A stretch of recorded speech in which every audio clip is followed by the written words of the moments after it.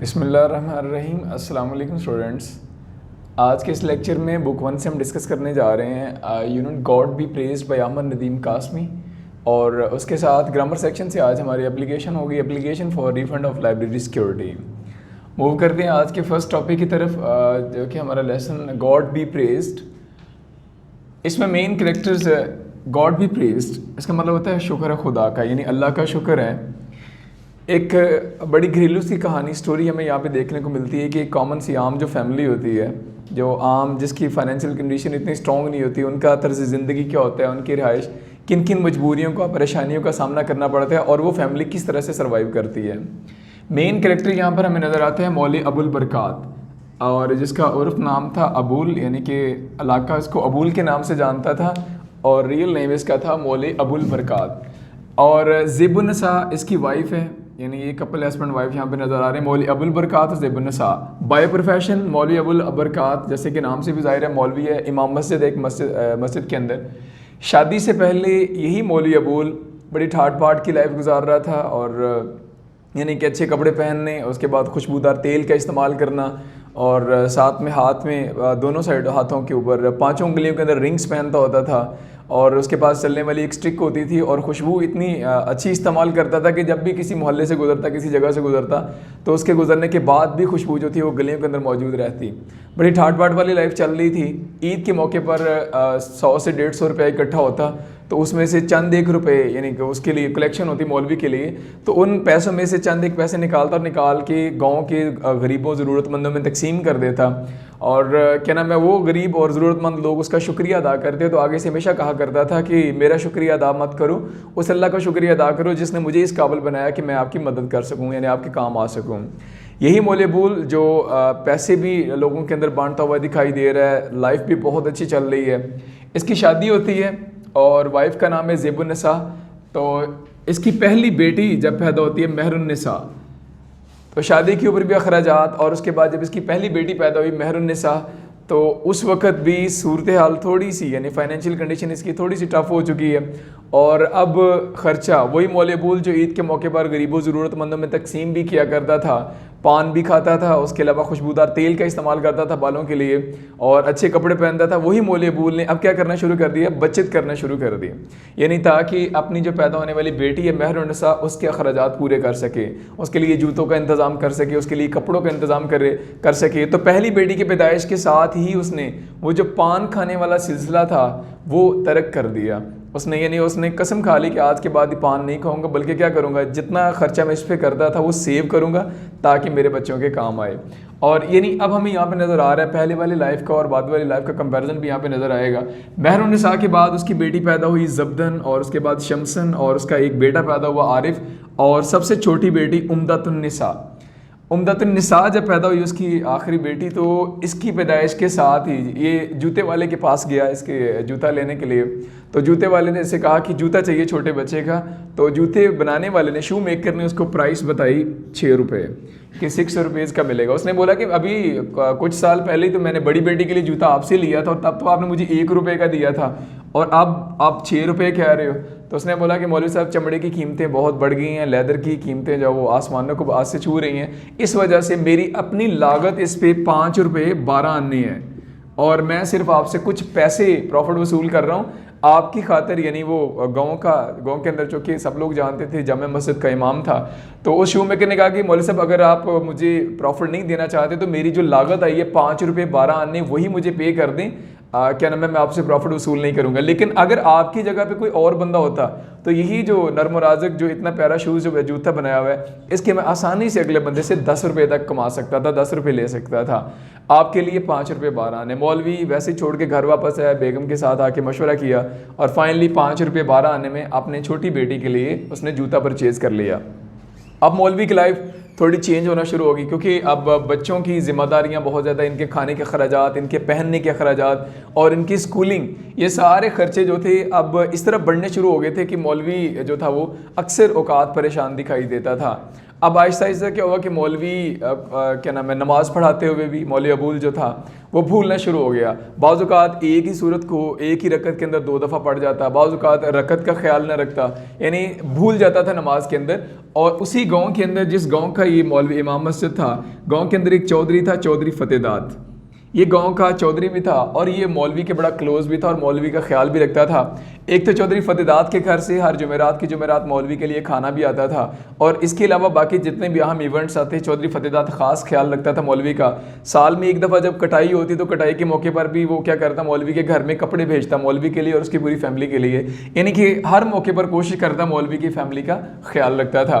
चौधरी फतेहदाद ने मौलवी साहब को एक दिन नमाज़ पढ़ाते हुए डांटा कि मौलवी साहब क्या मसला है, अब आप भूलना शुरू हो गए हैं, ये अच्छी बात नहीं है। चौधरी फतेहदाद की जो डांट डपट, जो सरजनश थी, वो खालिसतन मजहबी थी, यानी वो मौलवी को हिट नहीं कर रहा था, सिर्फ इस लिहाज से बता रहा था कि ये अच्छा नहीं है कि कुरान पढ़ते पढ़ते आप कुरान भूल जाओ बीच में या रिपीट करो चीज़ों को, ये अच्छी चीज़ नहीं है। तो मौलवी अबुल बरकात जो था वो जैसे बताया कि बच्चों की अखराजात के हवाले से परेशान रहना शुरू कर दिया था। उसने चौधरी को, मैंने उल्टा चौधरी को उसने डांटा कि चौधरी साहब आपको आइडिया नहीं है, आपके घर में तो बेटे अल्लाह ने आपको दिए हुए, अगर बेटियां होती हैं आपकी, जैसे इसकी बेटी महरुन्निसा, ज़ब्दा है, शमसन है और उम्दतुन्निसा है, अगर आपके घर में भी बेटियां होती तो फिर आपको समझ आती कि मैं कुरान पाक की सूरतें पढ़ते हुए या रकत पढ़ते हुए भूलता क्यों, परेशानी की वजह से। इसके बाद ज़िम्मेदारियाँ जब देखी, यानी बच्चों की अखराजात जब देखे, तो उसकी बेगम ज़िबुन्निसा ने भी क्या किया, बच्चों को पढ़ाना शुरू कर दिया। यानी अब हालात ज़रा टफ चल रहे हैं घर के, तो मौलवी साहब की तो जितनी इनकम आ रही वो आ ही रही है, तो उसकी बेगम ने भी गाँव के बच्चों को इकट्ठा करके कुरान पढ़ाना शुरू कर दिया। अब गांव के बच्चे हर जुमेरात की जुमेरात कुछ घी और शक्कर और रोटी वगैरह लेके जाते। मौलवी की जो बेगम है ज़िबुन्निसा, वो टोकरियों का इंतज़ाम करती, उनमें वो रोटियां इकट्ठी कर ली जाती ताकि बाद में इस्तेमाल किया जा सके। सिर्फ वो अपने खामन की, अपने शौहर की बढ़ती हुई जिम्मेदारियों को के पेश नज़र इसने भी बच्चों को पढ़ाना शुरू कर दिया। इससे थोड़ी आमदनी में इजाफा हुआ और थोड़ा यानी कि फाइनेंशियली स्ट्रॉन्ग होना शुरू हुए। बहरहाल इसके साथ ही मौलवी की वो जो सिचुएशन थी कि वो खुशबूदार तेल का इस्तेमाल और अच्छे कपड़े और दिस एंड दैट, वो सारी शान शौकत जो थी वो आहिस्ता आहिस्ता कम होती जा रही थी, वो सारी कन्वर्ट हो रही थी सेविंग के अंदर। मौलवी बचत कर रहा था अपनी बेटियों के लिए और बेटों के लिए, ठीक है।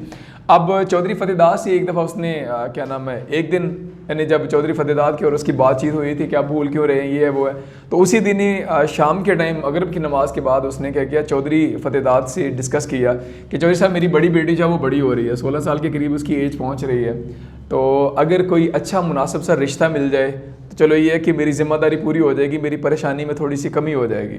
चौधरी के साथ उसने ये बात की। चौधरी फतेहदाद ने उसके बाद क्या नाम है, गांव के जितने अच्छे लड़के थे, यानी जो मौलवी की फैमिली के लिए सूटेड थे बिल्कुल, उन लोगों का आइडिया लगाया और उनके साथ चंद एक घरों के साथ बातचीत भी की चौधरी फतेहदाद ने मौलवी के बिहाफ पे।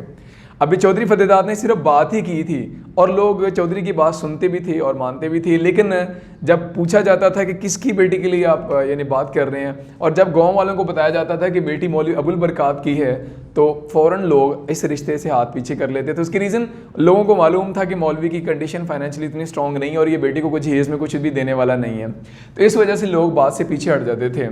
चौधरी फतेहदाद ने बातचीत की कोशिश की लेकिन कामयाब नहीं हुआ। इसी दौरान अब मौलवी भी परेशान है, चौधरी ने फतेहदाद ने बात भी की है गांव वालों से, चंद एक फैमिलीज़ के साथ जो अच्छे लड़के थे यानी मौलवी की फैमिली के लिए सूट करते थे, लेकिन किसी ने भी हाँ नहीं की। इसी दौरान इस गांव के अंदर, जिस गांव के अंदर चौधरी फतेहदाद इमामत करता, मौलवी अबुल बरकात इमामत करता था मस्जिद की, उसी गाँव का एक लड़का था जिसका नाम आता है शमीम अहमद। ये हमारा नेक्स्ट कैरेक्टर। ये काम के सिलसिले में शहर चला गया था, वहाँ पर जाके इसने एक क्लर्क के घर में जॉब की और उससे कुछ पैसे अर्न किए और उसके बाद उसने शहर के अंदर ही अपना एक छोटा सा कारोबार लगा लिया। कट पीस जो है ना, यानी सेकंड हैंड कपड़ा लेके बेचना शुरू कर दिया वहाँ पे, और उस कपड़े की क्या नाम है सेल से उसको खासी बचत हुई और उसका फ़ायदा उसको ये हुआ कि उसने पैसे इकट्ठे किए। अब उसका प्रोग्राम था अपनी दुकान बनाने का, शहर के अंदर दुकान बनाने का प्रोग्राम था, लेकिन मसला ये था कि शहर के अंदर दुकान बनाने के लिए इन्वेस्टमेंट ज़्यादा चाहिए थी। इसलिए उसने प्लान किया कि अब शहर की बजाय वापस गाँव जाता हूँ और वहाँ पर जाके कपड़े की दुकान बना लेता हूँ, क्योंकि गाँव के अंदर थोड़ी इन्वेस्टमेंट के साथ भी कारोबार शुरू किया जा सकता था। वापस आया और आके इसने दुकान बनाई और दुकान बनाने के बाद ये मिला मौलवी अबुल बरकात से।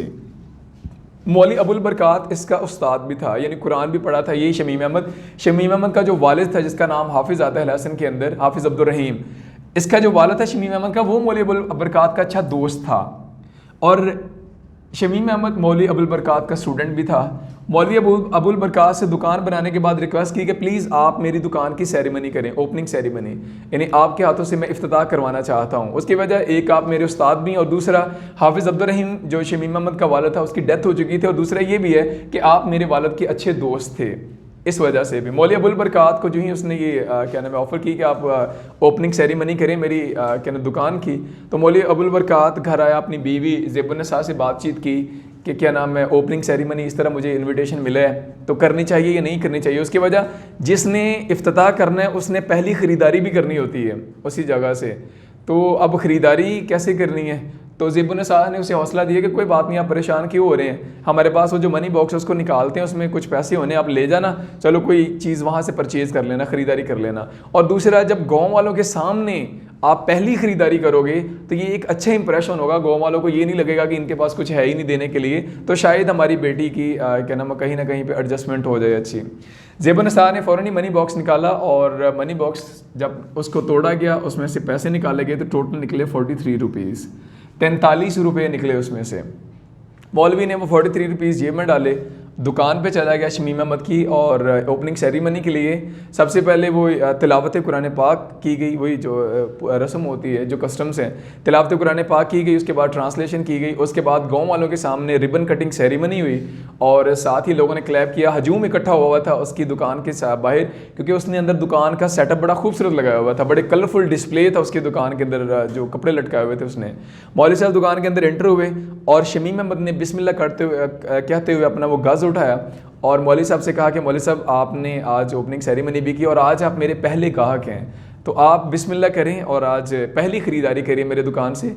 मौलवी साहब ने एक पिंक कलर का सूट सेलेक्ट किया और शमीम अहमद से कहा कि ये जो थान है, ये जो कपड़े का, इसमें से मुझे 7 गज़ कपड़ा माप दो, यानी कल हमें नेक्स्ट हमें शादी करनी है अपनी बेटी महरुन्निसा के लिए, तो उसके जहेज़ के लिए भी कपड़ों की ज़रूरत होगी, चलो मैं कपड़ों का एक जोड़ा ले लेता हूँ, एक सूट ले लेता हूँ। शमीम अहमद ने वो थान नीचे उतारा, पिंक कलर का जो था, 7 गज़ कपड़ा मैयर किया, कैंची उठाई, काटा और उसको फोल्ड करने के बाद शॉपर में डाला और मौलवी के सामने रख दिया। मौलवी समझ रहा था, यानी कि जिस अंदाज से वो काट रहा था, वो उसको फोल्ड करके रख रहा था और जो उसका बॉडी लैंग्वेज थी, मौलवी समझ रहा था कि शायद उसको ये फ्री गिफ्ट मिल रहा है। लेकिन साथ ही उसने बोला शमीम अहमद ने कि मौलवी साहब आज आप पहले गाहक हैं, आज मैं आपको कंसेशन भी कोई नहीं दे रहा, और इसलिए 6 रुपये गज़ के हिसाब से 7 गज़ कपड़ा लिया है तो आपको कितने में पड़ेगा, वो 42 रुपये में, यानी आज आपको कंसेशन नहीं दे रहा हूँ तो 42 रुपये। मौलवी के पास टोटल कितने थे, 43 रुपये। 1 रुपया लिया और साथ में वो मौलवी को जो ही पता लगा 42 रुपये हैं, तो कई महीनों से वो जमा कर रहे थे पैसे और 42 थे, और एक मुझ सिर्फ एक कपड़ों के जोड़े पे वो सारे पैसे चले गए। मौलवी बहुत परेशान था उधर दुकान के अंदर ही, लेकिन अपनी परेशानी को छुपा रहा था। 1 रुपया कपड़ों का जोड़ा लिया, घर आ गया और आके अपनी बीवी को सारी सूरत हाल बताई और उसने कहा कोई बात नहीं, अल्लाह बेहतर है, अल्लाह ताला बेहतरी करने वाला है, आप परेशान ना हों। कुछ दिनों के बाद, इफ्तिताह के कुछ दिनों के बाद, शाम के टाइम एक दिन अचानक दरवाजे पे नॉक होती है। मौलवी साहब दरवाजे पे जाते हैं तो बाहर शमीम अहमद खड़ा होता है, ये जिसकी दुकान की इफ्तिताह हुआ था, और सर झुका हुआ है, नज़रें झुकी हुई हैं, और वो मौलवी से कहता है मौलवी साहब मैंने आपसे कोई एक प्राइवेट बात करना चाहता हूँ। तो मौलवी को जैसे ना क्या नाम है कोई सूझ गई, ऐसे लगा कि जैसे ये शायद कोई शादी वाली बात ही करना चाह रहा हो। उसकी रीज़न कि चौधरी फतेहदाद से भी कहा हुआ था और चौधरी फतेहदाद ने शायद शमीम अहमद से भी बात की थी मौलवी की बेटे के रिश्ते के लिए, तो इस वजह से वो गेस कर रहा था कि ऐसा ना हो कि कहीं यानी कि चौधरी फतेहदाद ने बात की हो इसे और इसी सिलसिले में आया हो। तो वहीं दरवाजे पर ही खड़ी होकर उसने घर आवाज़ दी कि आरिफ ज़ुमदर मैं मस्जिद जा रहा हूँ और मैं थोड़ी देर तक आता हूँ, और साथ ही उसको लिया और मस्जिद के साथ ही एक अलहदा कमरा जो बनाया हुआ था मौलवी के रहने के लिए, इबादत के लिए, उस कमरे में चले गए।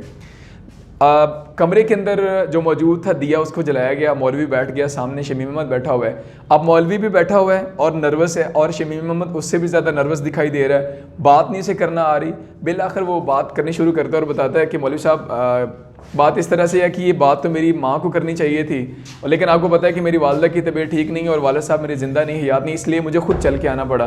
तो मौलवी साहब को कहते कोई बात नहीं, आप बताओ क्या बात है। तो कह रहे कि मौलवी साहब मैं चाहता हूँ कि आप मुझे अपना बेटा बना लें। जो ही ये वाली बात करनी थी तो मौलवी क्या नाम है खुश हो गया और उसकी आंखों से वो खुशी के आंसू जो थे वो बहने शुरू हुए, और उसने कहा कि फिर से बताइएगा क्या कहना चाह रहे थे। रिपीट किया उसने कि मैं चाहता हूँ कि आप मुझे कानूनी तौर पर अपना बेटा बना लें।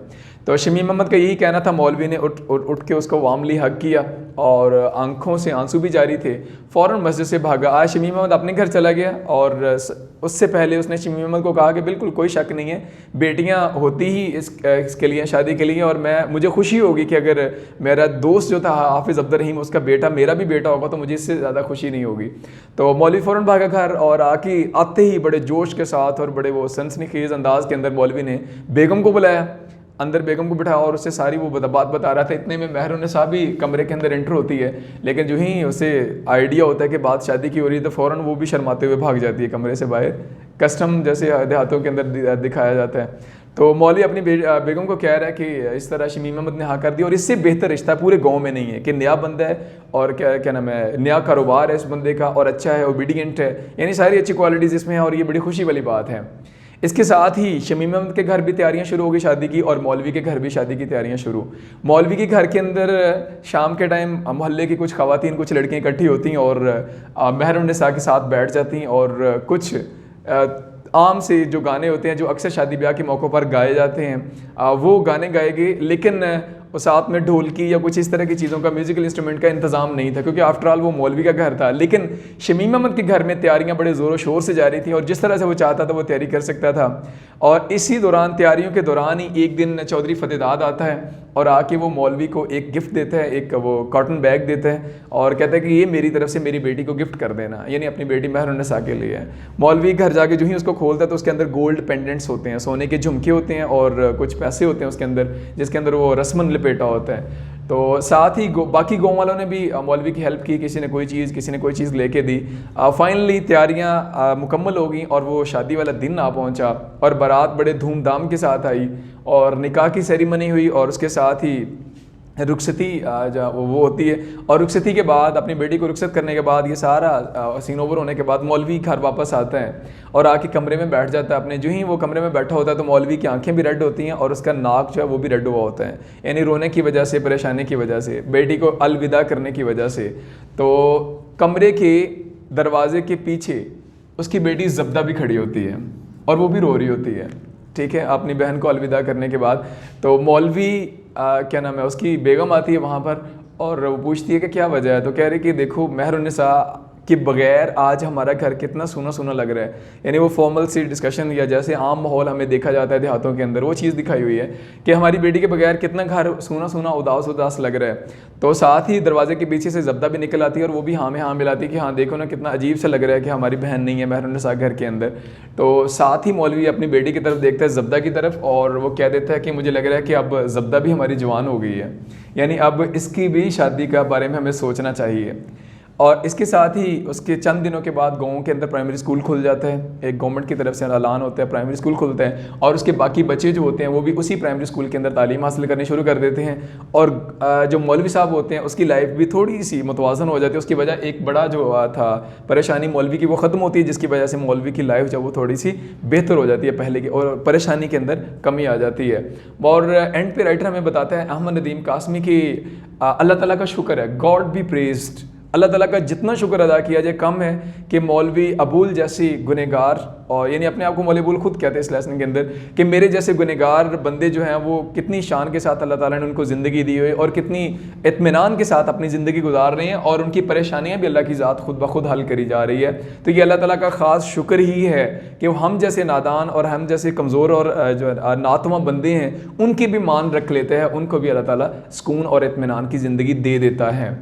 गॉड भी प्लीज़। इसके साथ ही हमारा लेसन क्लोज हो जाता है एंड पे। और एक चीज़ जो हमें कॉमन यहाँ पे नज़र आई वो एक है आम देहाती मॉल, जो हमने कस्टम्स और ट्रेडिशन देखे और डिटेल हम इसके लेसन के अंदर देखेंगे, ओवरव्यू के अंदर शॉर्ट सी डिस्कशन। तो मेन कैरेक्टर्स हमारे पास अबुल बरकात, उसकी वाइफ ज़ेबुन्निसा और उनके बच्चों के नेम, फिर गाँव का चौधरी फतेदाद और एक और मेन कैरेक्टर हमारा शमीम अहमद। मूव करते हैं टेक्स्ट की तरफ और देखिएगा फर्स्ट पार्ट इसका डिस्कस करेंगे। बिफोर इज़ मैरिज, शादी से पहले मौलवी अबुल बरकात अलियास अबुल, मौलवी अबुल बरकात अल मारूफ अबुल, यानी जो निक नेम था उसका, used to live in comfort even pomp, बड़ी शान शौकत वाली ज़िंदगी गुजारता था। Used to live in comfort, comfort mean आरामदेह, पुरस्कून, और पम्प का मतलब होता है शान शौकत, आरामदेह और शान शौकत वाली ज़िंदगी गुजारता था। ऑन हिज हेड, अपने सर पर ही वोर अ लाइट ब्राउन टर्बन, हल्के भूरे रंग की वो पगड़ी पहनता था, नोन एज मशदी लुंगी, यानी जो पगड़ी होती थी उसकी, जिसको मशदी लुंगी बोलते थे, because it originally came from Mashhad in Iran, क्योंकि ये कपड़ा ईरान के शहर मशद से मंगवाया गया था। Gilded tip of his cap, और उसका जो सामने वाला हिस्सा था टोपी का, सामने वाला हिस्सा कैप का, यूज टू शाइन ब्राइटली, वो चमकदार था। अबव द टर्बन, टर्बन का सामने वाला हिस्सा, टोपी का सामने वाला हिस्सा जो था वो चमकदार था। ही always carried a walking stick, उसके हाथ में चलने वाली हमेशा एक स्टिक होती थी। अ सॉर्ट ऑफ सेप्टर, और ये एक तरह का असा होती थी। असा एक स्टिक होती जो सीधी आमतौर पर, और जो पकड़ के इस तरह से, यानी जो ग्रिप करने के लिए भी जिसकी जगह बनी होती है उसको क्या बोलते हैं, असा, sceptre.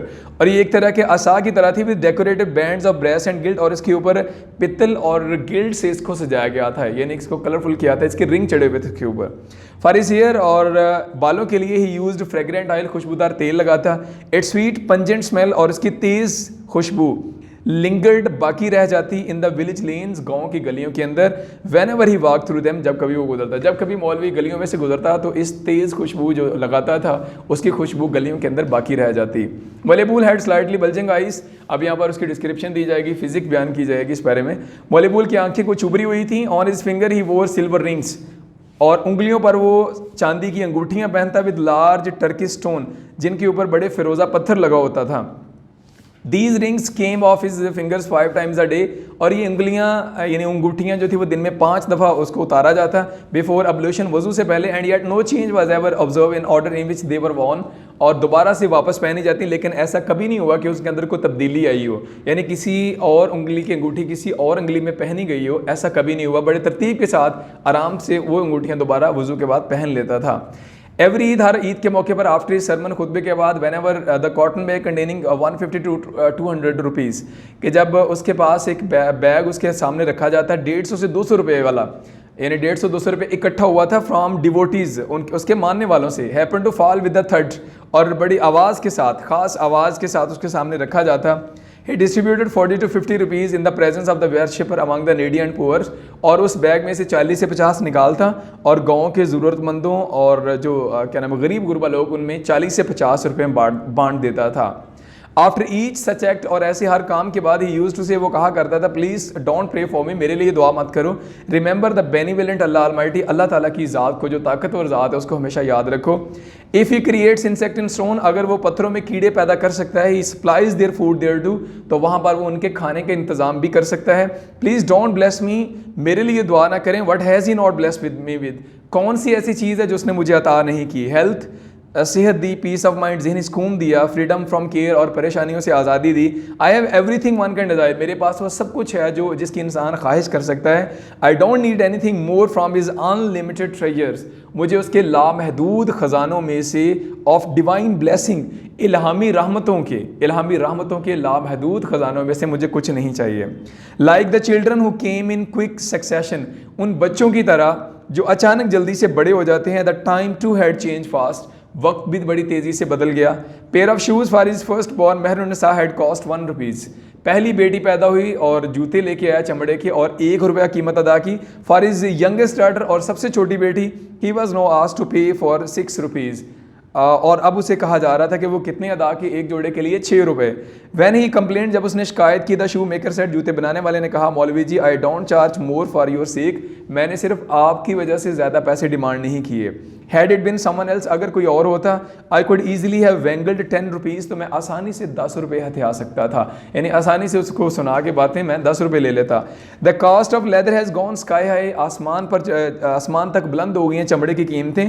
Prices have risen so suddenly, कीमतें अचानक इतनी तेज़ी से बढ़ गई हैं। That it seems as though all the cows and buffaloes in the country have been dispatched to Mount Caucasus, ऐसे लग रहा है कि जैसे सारी गायें भैंसें मुल्क की कोकाफ चली गई हों। माई कॉस्ट प्राइस इज़ 512, मेरी अपनी लागत 5 रुपये 12 आने हैं। बिलीव में, यकीन करो, my profit is only 4 Anas, मेरा प्रॉफिट सिर्फ 4 आने हैं। कमन मौलवी जी, डोंट लुक डिसअपॉइंटेड, मायूस ना हो, एंड प्रे, और दुआ कर दो बस। And don't give me even that 4 annas bit, और मुझे वो 4 आने भी ना अदा करो।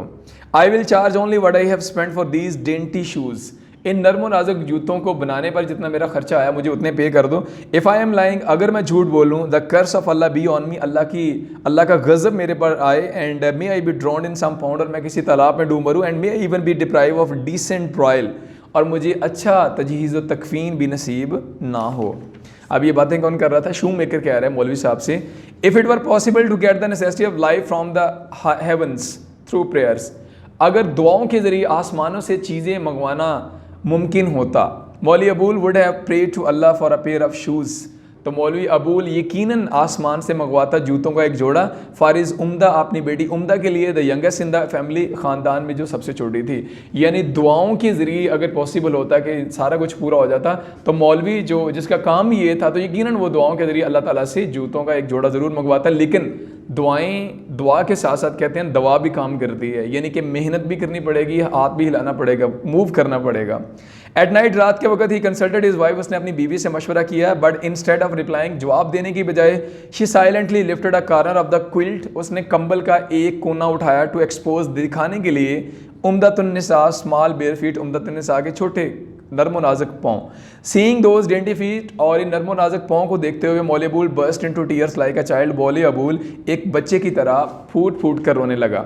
नेक्स्ट डे, अगले दिन, आफ्टर हिज मॉर्निंग प्रेयर, सुबह की नमाज के बाद, he went to the shoe maker, वो दुकान वाले के पास गया, and paid him 5 rupees and 12 annas, 5 रुपये 12 आने अदा किए, एंड बॉट द शूज़, और शूज़ परचेज़ किए।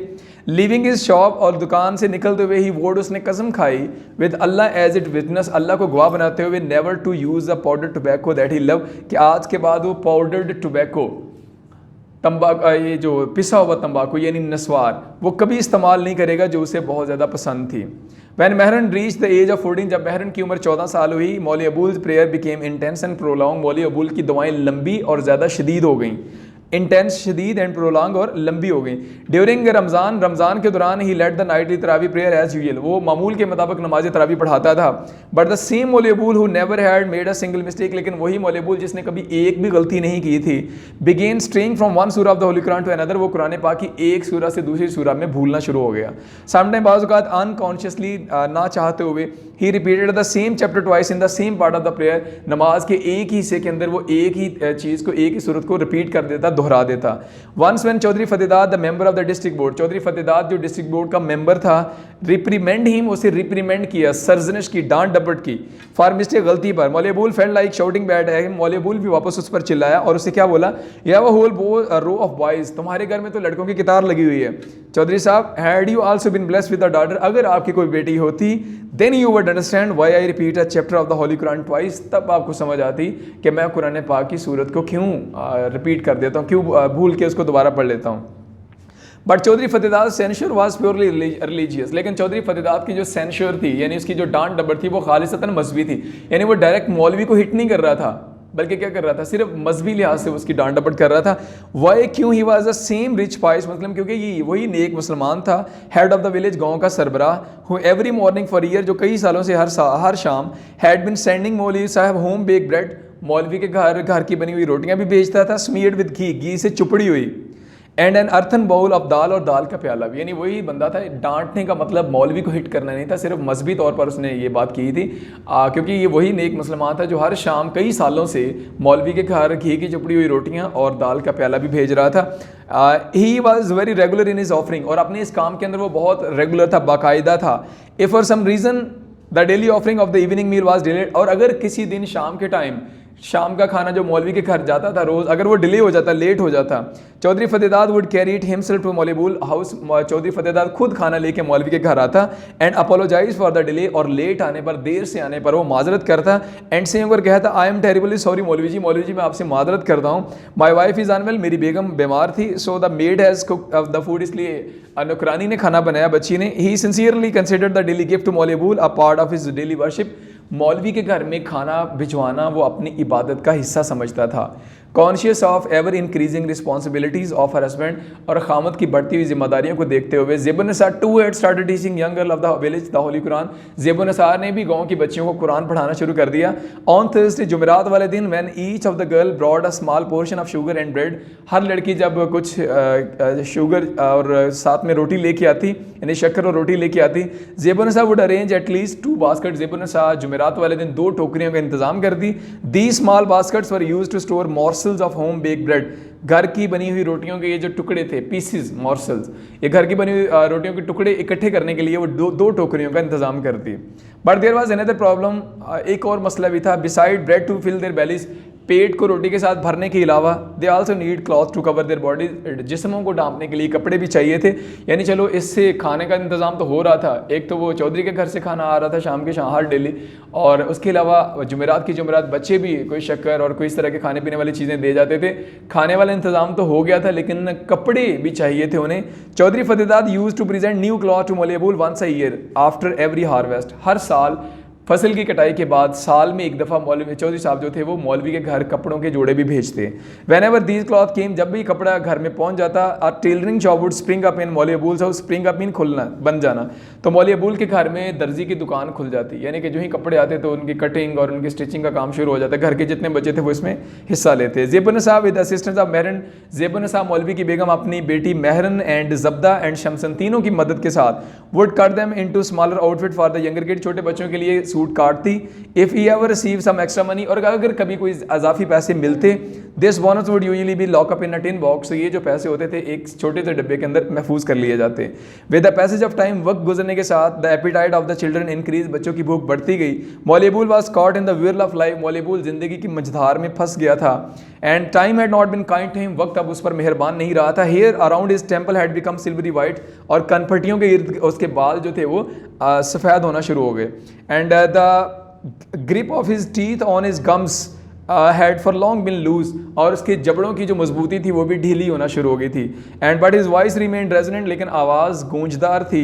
However sometimes that too quivered, लेकिन आवाज़ भी बाज़-औक़ात कांप जाती। Chaudhry Fatehdad was the only one who knew the reason, Chaudhry Fatehdad वाहद शख्स था गाँव का जिसको वजह मालूम थी। आवाज़ क्यों कांपती है, बाल क्यों सफ़ेद होना शुरू हो गए, क्यों परेशानी है। Maulvi Abul had once opened his heart, Maulvi Abul ने अपने दिल की बात एक दफ़ा उसे कही थी। About a suitable match for Mehran, Mehran के लिए एक रिश्ते के हवाले से। And the Chaudhry had carefully considered the eligibility of all the young man of the village, और चौधरी ने बड़ी मोहतात तरीके से अंदाज़ा लगाया था गांव के सारे लोगों के हवाले से कि कौन कौन सी फैमिली सूट कर सकती है मौलवी के लिए। इसके साथ ही हमारा ये जो टॉपिक 1 था आज का वो कंप्लीट होता है, और अभी सेकेंड टॉपिक हमारा है एप्लीकेशन आज के इस लेसन में। Application to the principal of your college for the refund of library security. So move करते हैं। सब्जेक्ट है हमारा request for library and hostel security. With great veneration, नहायत एहतराम के साथ, I beg leave to submit that I have been a bona fide student of your prestigious institute. आपके शानदार अदारे के अंदर एक कानूनी तौर पर तालिब इल्म हूँ। FSc प्री मेडिकल का रोल नंबर 19 है और एकेडमिक सेशन है 2013 से 2015। I have also join the college hostel भी ज्वाइन किया हुआ है एंड ऑक्यूपाइड डॉर्मिट्री नंबर 5, और हॉस्टल में मेरा कमरा नंबर 5 है। During my stay in the hostel में क्याम के दौरान I have been regularly paying off my mess charges well in time, मैंने अपने सारे अखराजात बर वक्त अदा किए हैं। I have been studious student, मैं बड़ा मेहनती तालिब इल्म था। So I often visited my college library to consult some reference books, अक्सर मैं कॉलेज लाइब्रेरी जाता था क्या नाम है रेफरेंस बुक लेने के लिए, यानी कि हवाला जाती किताबों के लिए। I also got issued some interesting novels and books on different subject, और लाइब्रेरी से मैंने चंद एक नॉवल्स और कुछ अहम किताबें पढ़ने वाली भी ली थी। No I very respectfully submit that I have completed my education in the college successfully, college का करियर मेरा मुकम्मल हो चुका है। My annual examination is over, इम्तहानात खत्म हो चुके हैं। I want to go back to my home, घर वापस जाना है। Sir I have paid all my hostel and library dues, hostel और लाइब्रेरी के सारे अखराजात अदा कर चुका हूँ मैं। आई डोंट हैव टू पे एनी पर्सन एनी मनी और return any loan article of use, मैंने अब किसी का कोई कर्ज या किसी का कोई पैसा मेरे जिम्मे वाजिबुल अदा नहीं है। I have attach the NOC stand for no objection certificate, NOC लगा रहा हूँ, duly signed by the hostel superintendent and warden and the college librarian. Warden, college librarian और हॉस्टल सुपरिटेंडेंट जो है, इन तीनों के जो साइंड जो पेपर है वो एप्लीकेशन के साथ लगा रहा हूँ कि मैंने किसी का कोई पैसा नहीं देना। It will be very kind of you if you allow me refund library and hostel security. अब आपसे दरखास्त है कि प्लीज़ आप मेरी लाइब्रेरी और हॉस्टल सिक्योरिटी वापस कर दें। Kindly also order the college staff not to delay the payment of the hostel security to me, और ये ऑर्डर भी इशू कर दें प्लीज़ कि पेमेंट के अंदर ज़्यादा ताख़ीर ना हो। I will be greatly obliged to you for this benign act, इस हमदर्दाना काम पर आपका नहायत शुक्रगुजार हूँगा। ये था आज का हमारा सेकंड टॉपिक, एप्लीकेशन थी for refund of library and hostel security. दोनों टॉपिक्स कंप्लीट हैं। पार्ट 1 के अंदर हमने देखा गॉड बी प्रेज्ड का फर्स्ट पार्ट और उसका ओवरव्यू, और सेकंड टॉपिक हमारा एप्लीकेशन थी। इसके साथ ही आज के दोनों टॉपिक्स कंप्लीट हैं। फर्दर अगर कोई क्वेश्चन है अब आपका